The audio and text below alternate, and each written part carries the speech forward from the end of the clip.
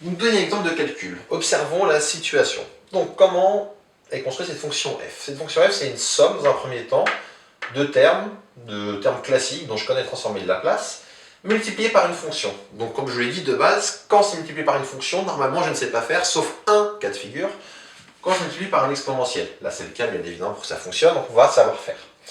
Comment on va faire? En fait, on va séparer le boulot en deux. On va d'abord calculer la transformée de Laplace de ça sans l'exponentiel. Dans un premier temps, l'exponentiel, je le laisse de côté. Je ne m'en préoccupe pas. Dans un premier temps, je ne me préoccupe pas de l'exponentiel. Qu'est-ce que ça va donner? Ça va donner, j'écris, alors là, encore une fois, ce que je vais écrire, c'est pas très propre. Transformée de Laplace de t4 plus 5t carré moins 5 exponentielle 3t en p égale. Pourquoi c'est pas très propre? Là, en fait, je n'ai pas le droit de mettre ça. Il faudrait que j'appelle cette fonction g, que je mette L de g, par exemple. Mais bon, c'est plus clair comme ça, donc je l'écris là. Si vous voulez, ça c'est du brouillon, pour voir comment ça fonctionne. Alors, je vais étape par étape. T puissance 4, ma formule, c'était quoi? C'était factoriel 4 sur P puissance 4 plus 1, donc P puissance 5. Plus 5t carré, ça va donner plus 5 multiplié par. Donc là, j'ai mon n qui vaut 2, ça va donner 2 factoriel sur P puissance 2 plus 1, donc sur P puissance 3. Et enfin, moins 5 exponentielle 3t, ça je ne l'ai pas encore rappelé, donc je vais vous rappeler cette formule-là, on ne l'a pas encore vue. La transformée de Laplace de exponentielle r fois t, calculée en p, elle vaut 1 sur p moins r. Donc ça c'est la formule. Ici, j'ai donc 1 sur p moins r avec r qui vaut 3, donc ça va donner moins 5 sur, regardez la petite couleur, moins 5 sur p moins 3. Donc ça c'est pour la partie sans l'exponentiel. Maintenant, qu'est-ce qu'il va me faire cet exponentiel?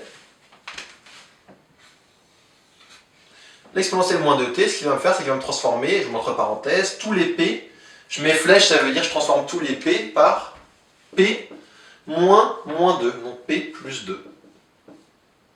Et donc, qu'est-ce que ça va donner? Transformer de Laplace de f en p.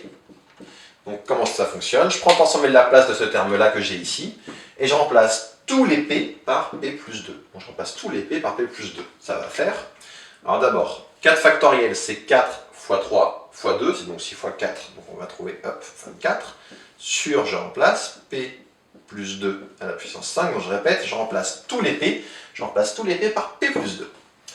Plus 5 fois 2 factoriel, ça va donner 10, je remplace p par p plus 2 au cube, et moins 5 sur p moins 3, je remplace p par p plus 2, ça va donner p plus 2 moins 1, p plus 2 moins 1, ça fait p moins ça.